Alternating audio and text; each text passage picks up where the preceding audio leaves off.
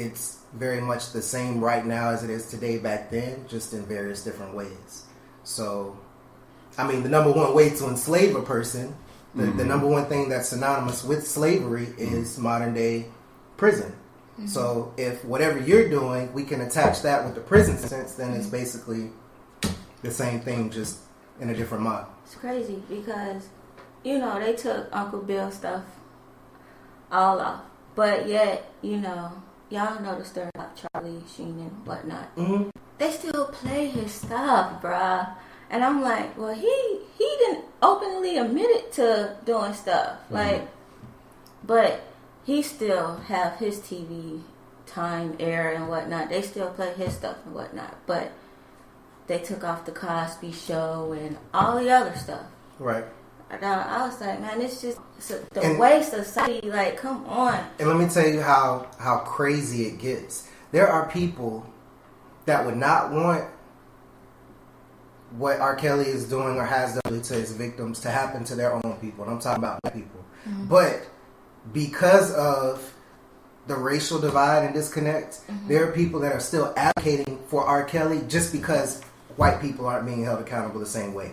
Right. Which takes us completely off the focus of the victims and what the victims are going through. Well, yes and no. Now, because you didn't see the special. So what it is that there's fans, right, who are overwhelmed with R. Kelly, right? And just like one of the young ladies that was on the show, you know, she said, I was his biggest fan. Anybody that said anything bad about him, you were cut off. Like, get out of my house.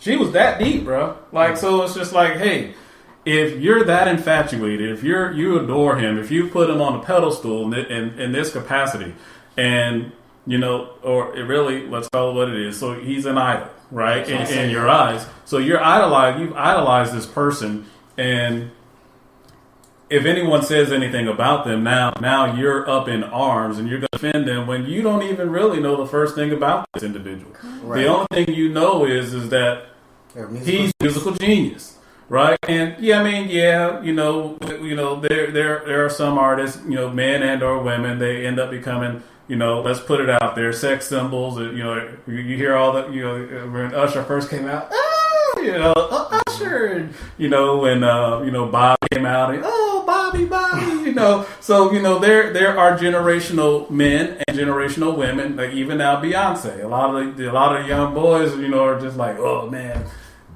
they, you know, Cardi B, you know. So, you know, one of the things my mom always shared and told me is, she's like, you know, everything that look good ain't good.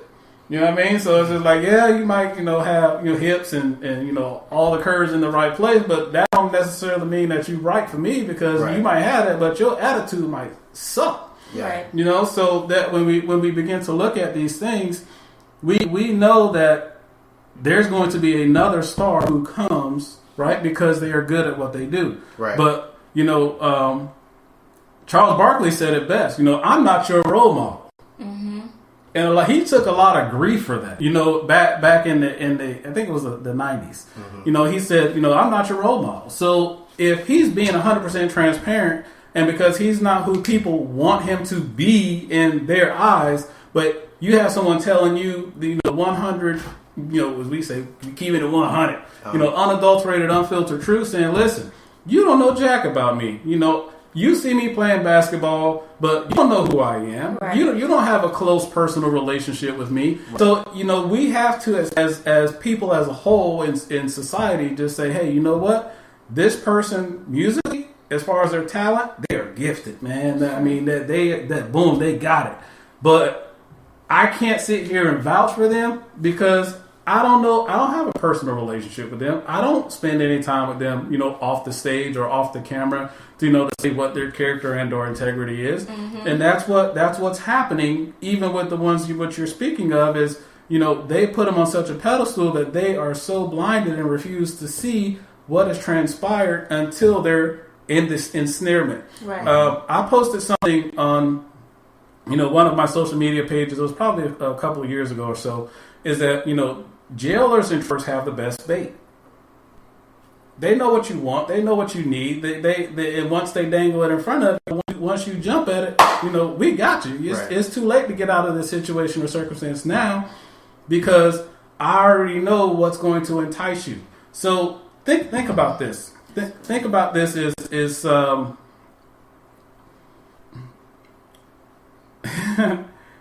Kelly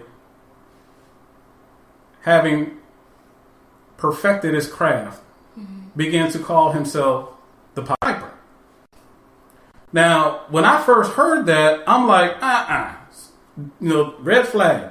Mm-hmm. Why are you calling yourself the Pied Piper? Because the Pied Piper lured kids into bad situations. So you're calling yourself, and the wife touched on this, Darty. You're putting all your stuff out there through your music, but no one can tie it back to you because it's your art. Right. And even with the song, now, he came out with, I Admit It. 18-minute song. 19-minute song. But he didn't admit anything in it. But you're right, he did start calling. Well, he did. He just didn't say between the lines. Yeah. He just didn't say, I did it. So, let's just for a second, let's play about 30 seconds of this to kind of see, what he says in this.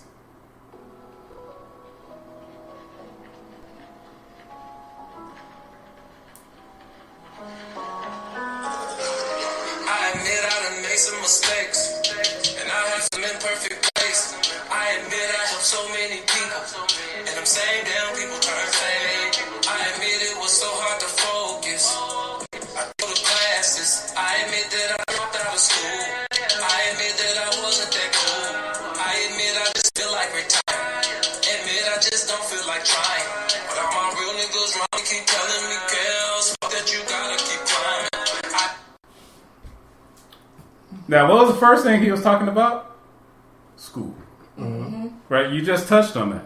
So he's going from the very beginning and walking you through this entire scenario that we all just talked about. Right. From dropping out of school to doing this to doing that and so on and so forth. So he's truly admitting to everything, but because it's in the form of a song, you can't use that under oath. It's an art. An expression. It's an expression. No, that's just a song I made, man. So how can you take what, and it's just crazy, man. I mean, how can you take a 19, it's like Usher's Confessions. Right. Right. Part 1 and 2. Come on, man. You know what I'm saying? So it's just like, hey, Usher came clean. Like, yo, this what happened. My bad. Yeah, I did it. And then now we get a completely different spin on this whole thing with a 19-minute song saying, I admit it. Yeah. That's true. So, as a society, where do we go? That's tough. I mean, what you think? I think we really make it. We even as fans have made it difficult for him to even come to grips with some of the things that he's done. That's true. Because so many people have idolized him and put him on a pedestal. Again, the talent that he possesses. We ain't gonna talk about his integrity right now, but the talent that he brings to his art form is second to none. I don't think anyone can argue that. Right. So because of that alone, like you said, there's people that they'll put you out their house. You start talking about R. Kelly, or they just want to discontinue the conversation wholeheartedly because you're coming up against something they idolize in their hearts. So I think we've created a monster. I don't want to say we created, but we definitely fed the monster that already existed. Well, let's touch what you're saying. We didn't create the monster. Right. The monster was created when he was a child. Right. What we did is enable. Right. We did. And we empowered him with our money.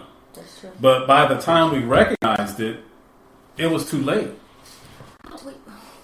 We recognized it I was recognized at early on in his career when it first started happening. But he kept putting out hits, just like. That's what I'm saying. It was too late. You're right. So in that respect, kept buying the music too, because just like all the other parties involved, because nobody will touch on this. Like you said, we've enabled as fans. The parents bear responsibility. R. Kelly bears responsibility. The camp that he surrounded himself with bears responsibility. But nobody's talking about the fact that we as fans also bear a huge responsibility. From the moment that I think it may have been 5 or 6 years ago that I just completely, I think when he was doing his remixes and stuff with T-Pain, that's when I just fell off of R. Kelly completely as far as supporting the music. Because I had a personal conviction at that point. My oldest daughter, she hates hearing this, Hate Destiny. She's made it TP2.com. You know what I'm saying? I was a avid fan of R. Kelly's music. But once it have been an avid fan, you end up making music. Once it struck a personal chord that, okay, hey, all this stuff is coming out. Because I used to turn a blind eye to it too. Like, I don't know what's going on. They don't know what's going on. Wasn't nobody in that bedroom. Okay, even if no one was in that bedroom, there's so many things that have surfaced to draw enough good judgment to put the puzzle together. That, hey, maybe I need to stop enabling this beast on my own personal, viewpoint financially. Maybe I don't need to buy Kelly albums or, promote anybody going to a concert or book signing or whatever the case may be. And I think that's a personal responsibility I took as a fan of R. Kelly that do something about that. That's true. So right, and as you were talking, some of the songs started coming back to my words. It's just like Summer Bunnies. You went way back. Right. Well, I mean, think about this. Summer Bunnies drive me crazy. When I think about that, okay, so you think summertime, especially with us being in, the Sunshine State, we do now, but, we didn't wear a whole lot of clothes back, then. And sometimes people don't wear a whole lot of clothes now. But, when you think of Summer Bunny, you think of young ladies in the summer with Daisy Dukes, halter tops, so on and so forth. And you say, so he's a Summer Bunny's driving me crazy. Then, one of my favorite songs at that time was, You Remind Me of G. So it's just that like, was my song too. So I'm sitting here, and as all these things are coming out, I'm sitting here and I'm just like, yeah, I was like, man, you know what? I think I might need to go take a shower now. You know what I mean? Because it's just like you was talking about all these things you're doing to all these little girls. You know what I mean? And now, I'm thinking about, you thinking about, man, I made my daughter to you, dog. You know what I'm saying? So, one of the things that really drew my attention to his self-invincibility. I was in boot camp. This was 2002, the summer of 2002. And I believe this was just after the allegations came out with him urinating on a young girl. And he was still going through litigations. And someone in his camp, he had just released Ignition. Let me stick my key in your ignition.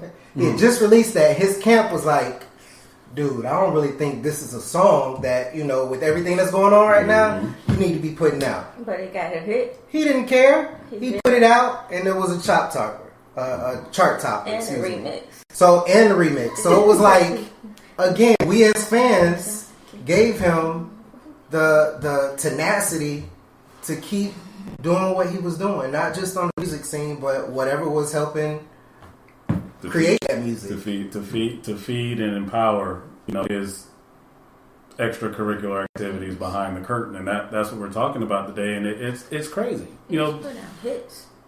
His record, what record label? If you know, if this man putting out hits and making that money, come on. I'm not.